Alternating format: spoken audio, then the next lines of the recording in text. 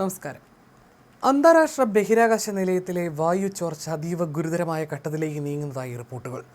നിലയത്തിലെ വായു ചോർച്ച പരിഹരിക്കാൻ റഷ്യൻ ബഹിരാകാശ ഏജൻസിയായ റോസ്കോസ്മോസ് അപകട സാധ്യതയേറിയ അറ്റകുറ്റപ്പണികൾക്ക് തയ്യാറെടുക്കുന്നതിനിടെ ബഹിരാകാശ സഞ്ചാരികളോട് തങ്ങളുടെ പേടകങ്ങൾക്കുള്ളിൽ അഭയം പ്രാപിക്കാനും അടിയന്തരമായി നിലയം ഒഴിഞ്ഞുപോകാൻ സജ്ജരാകാനും നാസ നിർദ്ദേശം നൽകി. നിലയത്തിലുള്ള നാസയുടെ ക്രൂ 12 ദൗത്യത്തിൽ 4 ബഹിരാകാശ സഞ്ചാരികളോട് നിലയത്തിൽ ഘടിപ്പിച്ചിട്ടുള്ള തങ്ങളുടെ ക്രൂ ഡ്രാഗൺ പേടകത്തിനുള്ളിലേക്ക് പ്രവേശിക്കാൻ നാസ മിഷൻ കൺട്രോളിൽ നിന്ന് അടിയന്തര നിർദ്ദേശം നൽകുകയായിരുന്നു.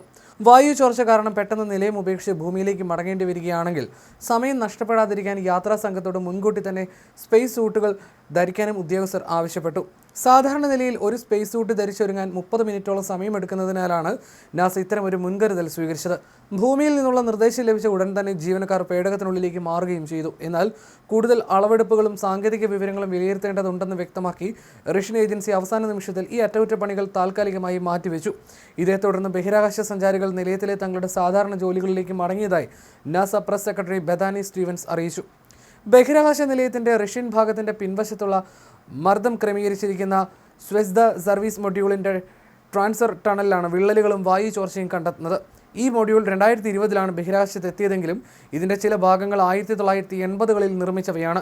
2019 മുതൽ ഈ ഭാഗത്തു നിന്ന് ചെറിയ തോതിൽ വായു ചോരുന്നുണ്ടായിരുന്നു. തുടക്കത്തിൽ പ്രതിദിനം 1 പൗണ്ട് വായു മാത്രം ചോർന്നിരുന്ന സ്ഥാനത്ത് കഴിഞ്ഞ തിങ്കളാഴ്ചയോടെ ചോർച്ചയുടെ നിരക്ക് ഇരട്ടിയായി വർദ്ധിക്കുകയായിരുന്നു. മുൻകാലങ്ങളിൽ താൽക്കാലിക സീലന്റുകൾ ഉപയോഗിച്ച് റഷ്യൻ ശാസ്ത്രജ്ഞർ ഇത് അടച്ചിരുന്നെങ്കിലും ഇപ്പോൾ വായു ചോർച്ച തടയാനുള്ള ശ്രമങ്ങളെല്ലാം പരാജയപ്പെടുകയാണ്.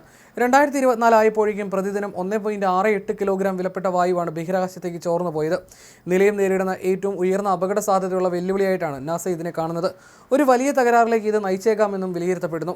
1998 നിർമ്മാണം ആരംഭിച്ച അന്താരാഷ്ട്ര ബഹിരാകാശ നിലയം ഇതുവരെ 20 രാജ്യങ്ങളിൽ നിന്നുള്ള 250-ലധികം സന്ദർശകർക്ക് ആതിഥേയത്വം വഹിക്കുകയും 600-ലധികം ശാസ്ത്ര ഗവേഷണങ്ങൾക്ക് വഴിയൊരുക്കുകയും ചെയ്തിട്ടുണ്ട്. എന്നാൽ ഏകദേശം 1,46,000 ഭ്രമണപഥ യാത്രകൾക്ക് ശേഷം ഈ ഭീമൻ പരീക്ഷണശാല അതിന്റെ ആയുസ് പൂർത്തിയാക്കി കഴിഞ്ഞു. 2015 വരെ മാത്രം പ്രവർത്തിക്കാൻ ലക്ഷ്യമിട്ടിരുന്ന നിലയം ഇപ്പോൾ നിശ്ചയിച്ചതിലും ഒരു പതിറ്റാണ്ടിലധികം കൂടുതൽ കാലമാണ് ബഹിരാകാശത്ത് തുടരുന്നത്. നിലയത്തിലെ 588ഓളം ഭാഗങ്ങൾ അവയുടെ കാലാവധി കഴിഞ്ഞും പ്രവർത്തിക്കുന്നതായി കഴിഞ്ഞ വർഷം നാസയുടെ ഓഫീസ് ഓഫ് ഇൻസ്പെക്ടർ ജനറൽ കണ്ടെത്തിയിരുന്നു. ഇത് ചോർച്ച വർദ്ധിക്കുന്നതിനും ബഹിരാകാശ അവശിഷ്ടങ്ങളും ഉൽക്കാശകലങ്ങളും ഇടിച്ചുള്ള ഗുരുതരമായ നാശനഷ്ടങ്ങൾക്കും കാരണമാകുന്നുണ്ട്. ഏകദേശം 400 ടൺ ഭാരമുള്ള ISSന് സ്വന്തമായി ഒരു ഭ്രമണപഥത്തിൽ തുടരാൻ കഴിയില്ല. ഭൂമിയിൽ നിന്ന് 280 മൈൽ ഉയരത്തിൽ ഇതിനെ നിലനിർത്താൻ ഇതിലെ ത്രസ്റ്ററുകൾ കൃത്യമായ ഇടവേളകളിൽ പ്രവർത്തിപ്പിക്കേണ്ടതുണ്ട്. ഈ ത്രസ്റ്ററുകൾ പരാജയപ്പെട്ടാൽ നിലയം നിയന്ത്രണമില്ലാതെ ഭൂമിയിലേക്ക് പതിക്കും.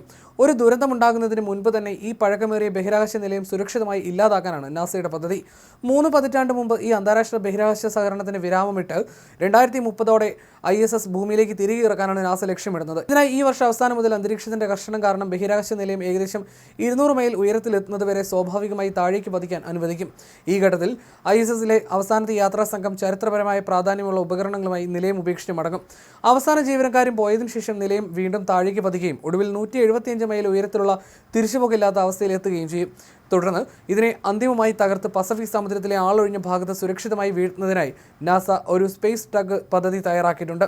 ഇതിനായി ഏകദേശം $100 കോടി ചെലവിൽ പ്രത്യേകമായി മാറ്റം വരുത്തിയ ഒരു സ്പേസ് എക്സ് ഡ്രാഗൺ ക്യാപ്സ്യൂൾ ഉപയോഗിക്കും. ഭൂമിയിൽ നിന്ന് വിക്ഷേപിക്കുന്ന ഈ പേടകം ബഹിരാകാശ നിലയവുമായി ഘടിപ്പിച്ച ശേഷം അതിനെ ശക്തമായി ഭൂമിയുടെ അന്തരീക്ഷത്തിലേക്ക് തള്ളിവിട്ട് ദൗത്യം പൂർത്തിയാക്കും.